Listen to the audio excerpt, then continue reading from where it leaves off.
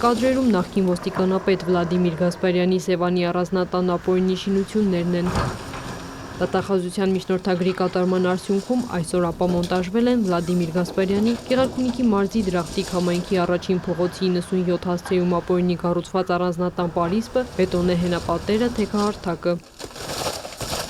Այժմ էլ հանման աշխատանքներ են իրականացվում Հայաստանի Հանրապետության նախկին ոստիկանապետ Վլադիմիր Գասպարյանի պատկանող առանձնատանը, որտեղ ապամոնտաժվում են 1905 բացարձակ ուրիշից ցածր հատվածներում կառուցված կառույցները։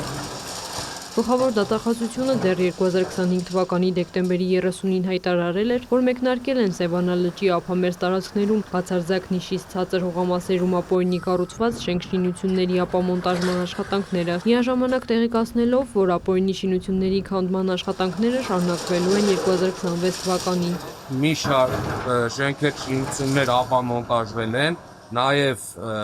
հունվար ամսվա ընթացքում դրանց թիվը ավելացել է, հասնելով շուրջ 40 ապօրինի կառուցված շենք-շինությունների և կառույցների։ 2025 թվականի դեկտեմբերից առ այսօր դատախազության միջնորդագրերի կատարման արդյունքում ապամոնտաժման աշխատանքներ են իրականացվել Սևանա լճի ափամերձ բացարձակ նիշից ցածր 14 հողամասերում։ Սևան ազգային պարկը դադարեցրել է 2 պայմանագիր։ Հիշեցնեմ, վերոնշյալ միջնորդագրերից բացի 2025 թվականի ընթացքում շրջակա միջավայրի նախարարությանը և Սևան ազգային պարկին գլխավոր դատախազության պետական շահերի պաշտպանության վարչությունը և Գեղարքունիքի մարզի դատախազությունը հասցեագրել են ևս 8 միջնորդագիր։ Դատախազության դատարան ներկայացրած հայցերը վերաբերում են Հարսնաքար հյուրանոցի վարչական համալիրին, Հարսնաքար հյուրանոցի քոթեջներին, Հայաստանի ֆուտբոլի ֆեդերացիայի նախկին նախագահ, ազգային ժողովի պատգամավոր Ռուբեն Հայրապետյանի, ոստիկանության նախկին պետ Վլադիմիր Գասպարյանի, պաշտպանության նախկին նախարար Սեյրան Օհանյանի, Կապավոր ՍՊ ընկերության տնօրենների խորհրդի նախագահ Արման Հակոբյանյանի ապօրինի կառուցած Սևանի առանձնատներին։